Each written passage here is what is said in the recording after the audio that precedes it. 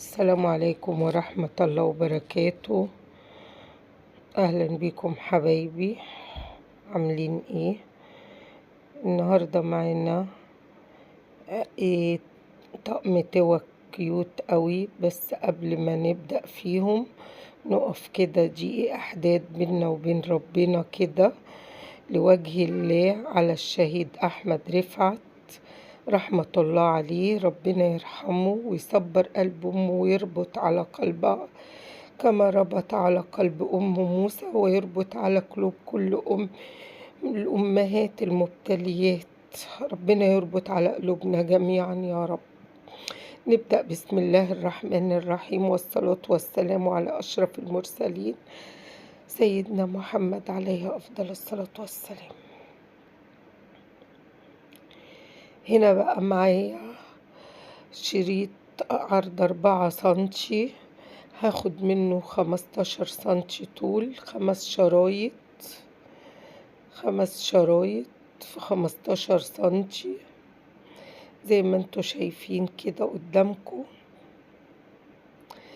هتنيهم نصين وهروح قلبة من كده من الحرف ده، الحرف المقفول. بصوا خدوا بالكم وركزوا، هي التوكة مفيهاش شغل وبسيطة. الوردة اللي هعملها مفيهاش اي شغل، بسيطة جدا زي ما انتوا شايفين.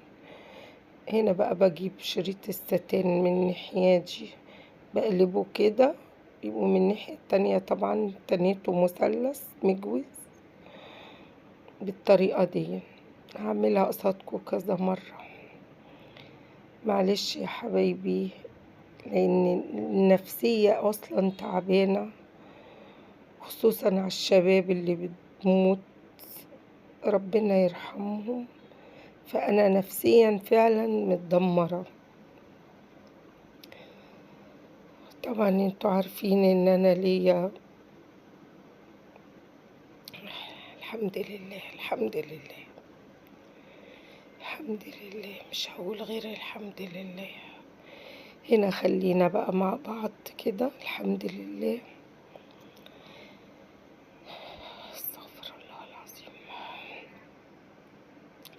طبعا انا بقص الشريط 15 سنتي في 4 سنتي. انا هدخل مع الاورجانزا اللي قدامي دي، بس طبعا انا بعمل حاجة كده. ال5 شرايط اهم قدامكم، هعمل كل واحدة فيهم على هيئة ورقة شجرة او وردة. هنا بلسع الحروف.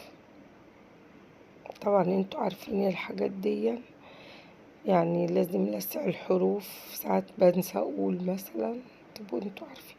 هتني الشريطة نصين كده، وهاخد النص المقفول ده اقلبه مثلث. بص بالطريقة دي، هثبت بالدبوس ابرة او بمشبك أو اي حاجة قدامك، وهاجي اقلب كده الحرف. بصوا سهل جدا، على بعد سنتي واحد من المثلث التاني، سنتي واحد. وهقلب الشريطة اللي هتفيد مثلث للخلف، يعني واحدة هقلبها للأمام، واحدة هعملها للخلف. هعملها معاكم كذا مرة اهي زي ما انتوا شايفين كده. بقت زي كده، على بال ما نسرج هثبتها على بال ما اقوم بعملية السراجة. اللهم صل وسلم وبارك عليك حبيبي يا رسول الله، عليه افضل الصلاة والسلام.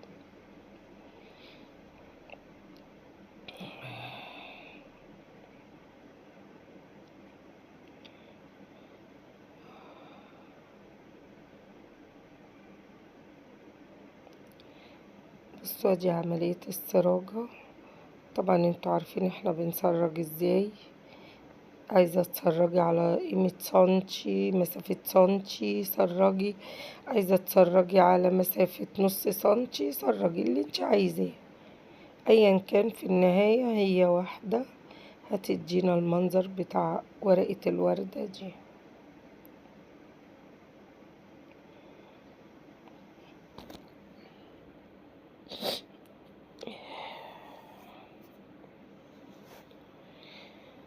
لا إله إلا الله محمد رسول الله. بصوا ممكن أعملها كده على مثلا فيونكة من الأورجانزا. بصوا المنظر، أنا بس بوريكم أعملها على فيونكة سواء مجوز أو مفرد، وممكن أخليها وردة زي ما أنا هعملها قدامكم دلوقتي، لأن أنا هعملها وردة مش هعملها فيونكة. هنا برضو بقلبها.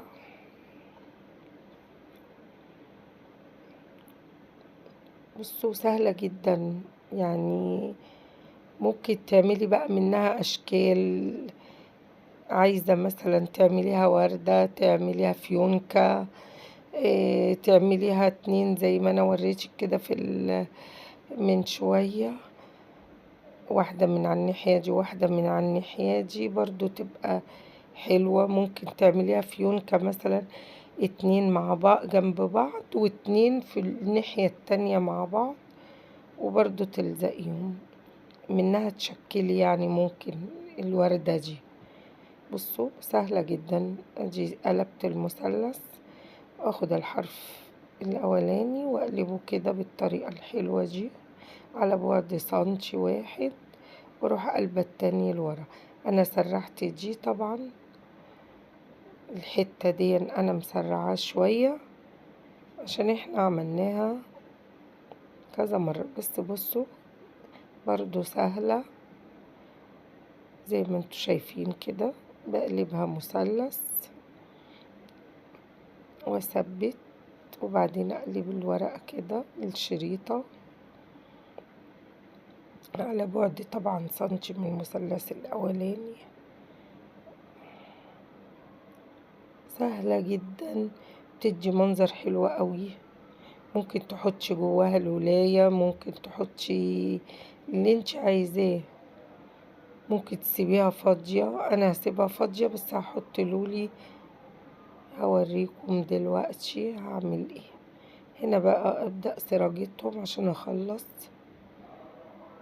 وبعد كده هدبسهم كلهم في بعض برضو بالفتلة والإبرة، او لو عايزة تلزقيهم برضو بالشمع ممكن بدل ما تدبسيهم.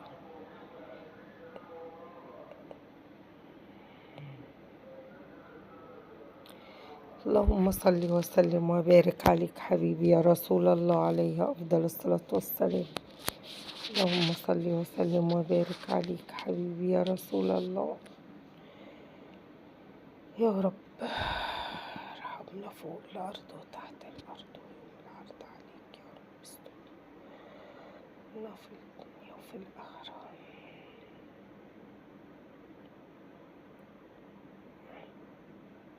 بصوا يا حبايبي، اللي قدامي المشابك اللي قدامي دي اللي انا عاملاها على الورقة، انا عاملاها بشريط الجل اللي هو الاستراس، ما فيهاش شغل.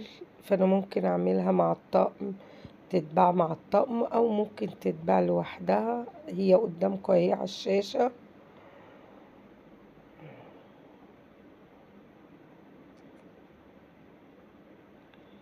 انا ما جبتش عمايلها لانها سهلة، بس انا بوريها لكم.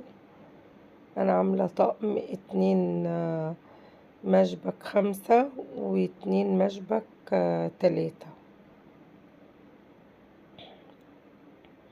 بص الوردة بقى انا هشبكها كلهم بقى مع بعض كده.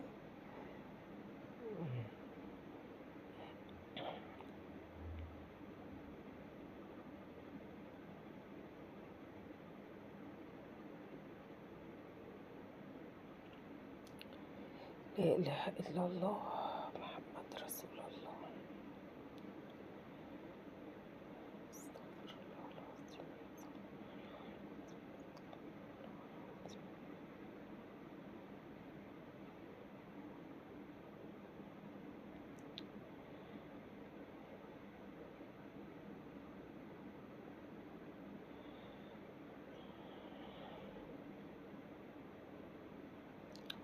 ادي كده قفلتها. بصوا ادي منظرها.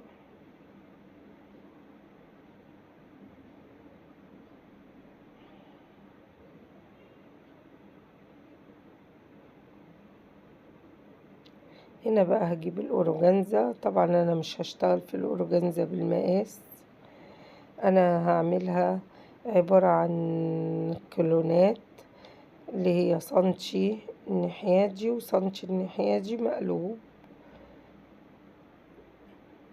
هيدينا منظر الكولونة. بصوا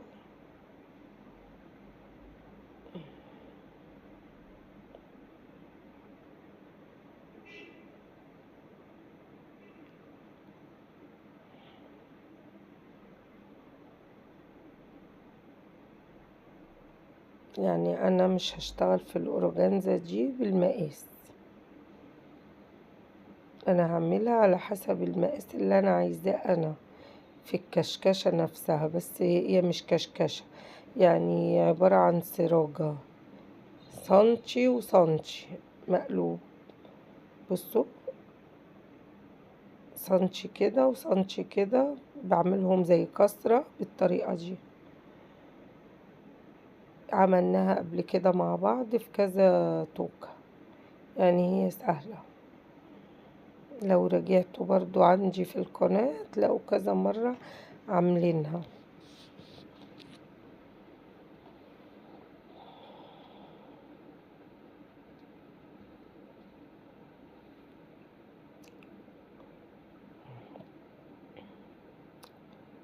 هنا خلصتها على المقاس اللي انا عايزاه، بقفلها بقى.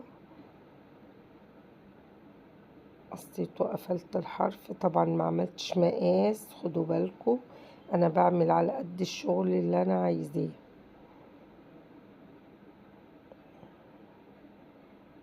عايزة تعملي بالمقاس، هي بتاخد حوالي 60 سنتي من الأورجانزا، بس انا بفضل ايه ان انا اعملها من غير مقاس عشان اشد السراجة بتاعتي على المقاس اللي انا عايزاه بالظبط. فبمشي بيها بشتغل من الطوب اللي قدامي او البقرة وباخدها زي ما انا عايزة.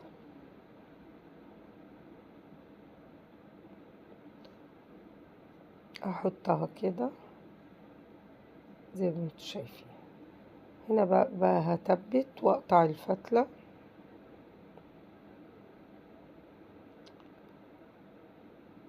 اهي شكلها بالمنظر ده، منظرها حلو قوي وكيوت كده. ممكن تستغليها تعملي مشروع زي ما انا هوريكي دلوقتي. هتعملي طقم مثلا 3 حتت حتتين. هو دلوقتي الناس بتفضل الطقم يكون فيه شغل مختلف شوية، يبقى طقم بس ماشي مع بعضه بس فيه شغل مختلف. هنا بقى لزقتها على دايرة جوخ حوالي 3 سنتي، 3 سنتي في 3 سنتي عرضها.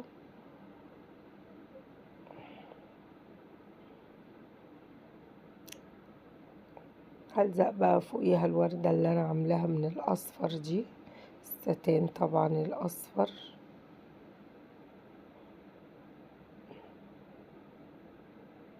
ده ستان مضلع،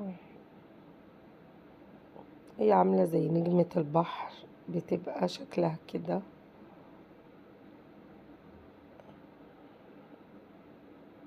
ادي منظرها. لسه بقى هعمل لها وردة كمان من اللون البنفسجي دون اللي هو اللون الموف.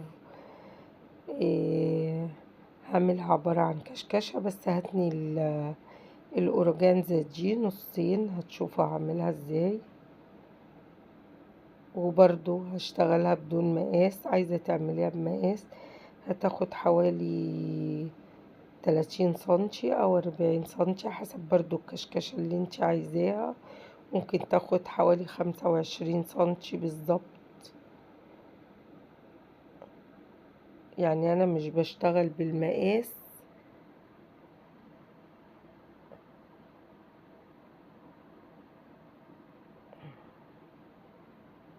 بصوا انا بشدها عشان اعرف الوردة هتحتاج قد ايه.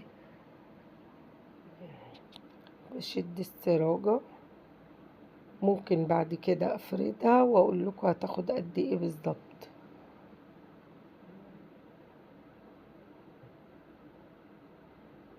اهم شيء ألسع الحروف عشان طبعا ما تنسلش، الحاجات دي بتنسل بسرعة.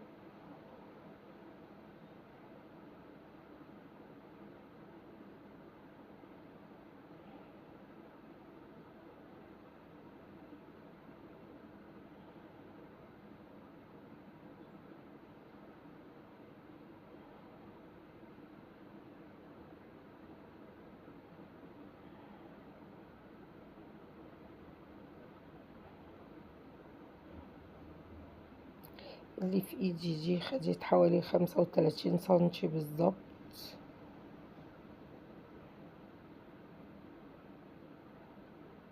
انتوا خدتوا بالكم انا تانية الاورجانزا نصين، عملتها وردة صغيرة، هحطها في قلب الوردة الصفرة دي اللي قدامكم بالطريقة دي، وهجيب لولي هحطه كده، او هحط الولاية في النص بتاعها وانا بقفل السراج. هنا بقى انا هقطع، جبت شريط اللولي دون اللي هو بيتباع جاهز، في صغير وفي كبير، فهقطع منه كده وحدات على حسب برضو المقاس اللي انا عايزاه، بس انا خليتها لوليتين صغيرين ولولاية كبيرة ولوليتين صغيرين، المقاس بتاعها يعني 5 لوليات، 4 صغيرين وواحدة كبيرة في النص، فبلزقهم كل واحدة بين الوردة، يعني بين الورقة الوردة والتانية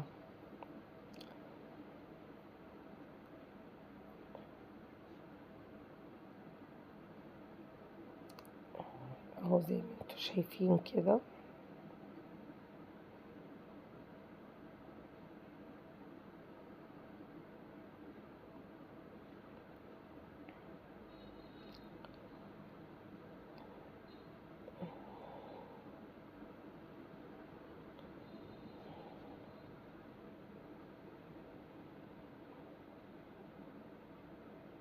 هنا برجع للوردة الصغيرة اللي انا هحطها من فوق، هقفلها بس عشان اشوفها واشوف المنظر. بصوا حطيت في النص بتاعها لولياية كده،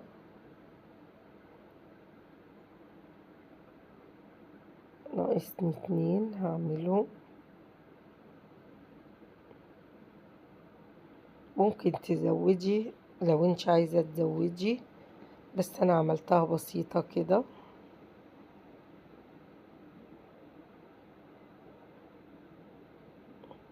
في برضو اللي هو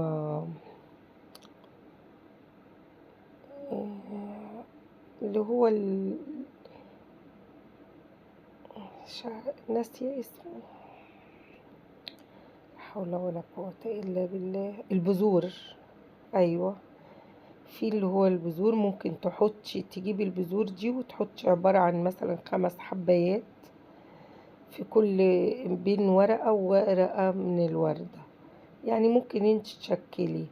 ممكن في شريط اللي هو الليزر، بس الخرطوم بقى، خرطوم الليزر، في منه خرطوم الليزر برضو تجيبيه ممكن وتحطي في حرف وردة. هبقى اوريكم بنعمله ازاي، برضو عملتهم قبل كده في حاجات تانية، هبقى اوريكم. ممكن تشكلي انتي حسب ذوقك في الاكسسوار اللي انتي عايزة تحطيه في التوكة، بس انا بحاول اختصر ان احنا نعمل حاجة على قد الايد وتكون مفيدة ويكون شغلها حلو، وفي نفس الوقت ايه تبقى ربح منها يجي كويس.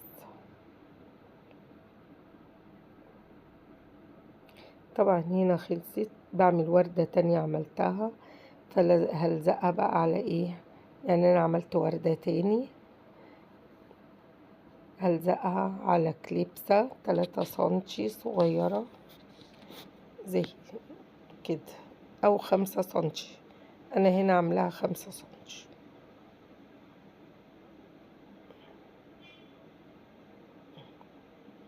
بصوا هعمل واحدة تاني برضو، بس هعملها المرة دي فيونكة هعملها عبارة عن فيونكتين فوق بعض. المقاس بتاعهم بقى هيبقى 11 سنتي و15 سنتي. مقاس الفيونكة اللي انا هعملها من الاورجانزا 11 سنتي و5 سنتي، هحطهم فوق بعض. بس طبعا انا عملتهم حتة واحدة، لكن انت ممكن ما تملكيش تعمليهم حتة واحدة، فاعمليهم على حتتين 11 سنتي و15 سنتي ما تنسيش. والاورجانزا عرضها 3 سنتي ونص اللي انا جايباها دي. ادي الفيونكة بتاعتي، هسرجها بقى من النص واشدها عشان تديني فيونكة جميلة كده، عبارة عن رقين فوق بعض. بصوا، اللهم صل وسلم وبارك عليك حبيبي يا رسول الله، عليه أفضل الصلاة والسلام. حبايبي فضلا وليس أمرا، طبعا أنا ما قلتلكوش كده في الأول، اللي ما اشتركش معانا يشترك ويفعل زر الجرس عشان على كلمة الكل عشان يوصلوا مننا كل جديد. واللي مشترك معانا يعمل لايك ويعمل سبسكرايب عشان الفيديو يترفع يا حبايبي. طبعا واذا عجبتكم في فيديوهاتي واللي ليه تعليق يقولي ويكلمني على اللي هو عايزه او التعديل اللي هو عايزه، انا تحت امركم في اي استفسار خاص يعني بالحاجة اللي احنا بنعملها. المحتوى اللي انا بعمله محتوى هاتف، ممكن تشتغلي فيه وممكن تعمليه لبيتك لولادك، يعني تطلعي حاجتك من نفسك لنفسك. طبعا هنا انا عملت الفيونكة، انا استغليت الوقت وبتكلم معاكم، لكن هي ما فيهاش حاجة، انا حبست بس يا دوبك الفيونكة عشان ما تقولوش ان في حاجة عدت. هنا بقى بحط حتة شريط جل اللي هو الاستراس، احطها في النص، بشوف كده مثلا اللولي هينفع، لقيته لأ، فاحط حتة جل الاستراس.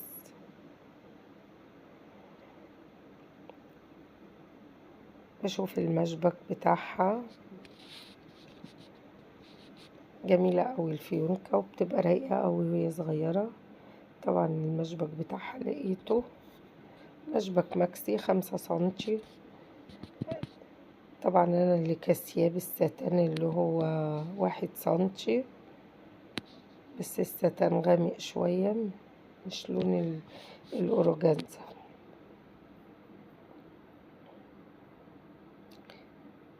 ادي خلصت كده.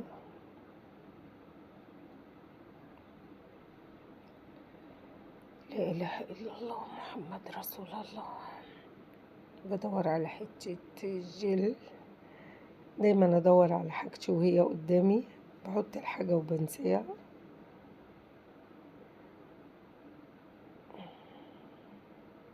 ادي كده خلاص. طبعا لو انت هتشتغلي فيه وتبيعيه بتعمليه على الورق، يعني تفنشيه وتنضفي الشغل بتاعك وبعد كده تحطيه على الورق. لو هتعمليه لبنتك خلاص فنشي ولبسوه لها عادي. هنا بجيب الورق اللي انا بلزق عليه مثلا وبروح حطاهم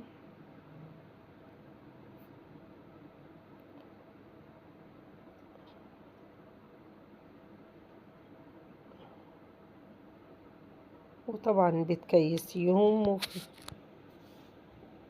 اهم شيء تشطيبهم وفنشهم. طبعا انا بوريكم كده، انا ما عنديش دلوقتي ورق فبحط على اي ورق، بس هوريكم المنظر اهو زي ما انتم شايفين. طبعا في ورق اكبر من كده بجيبه، بس انا بوريكم المنظر. ادي ده طقم، ممكن تحطي معاه الطقم التاني وتبيعيه، وممكن ده الطقم ده لوحده والطقم التاني ده لوحده اللي هو قدامي على قدامكم على الشاشة. طبعا خلص خلاص. بصوا، فن بسيط، يومك سعيد مع ماما شوجة، تقدري تنتجي وتبتكري كل ما هو جديد. ده الطقم يا حبايبي اللي هو الجليتر. ما تنسوش اللايك والشير وسبسكرايب، واللي ما اشتركش يشترك. والسلام عليكم.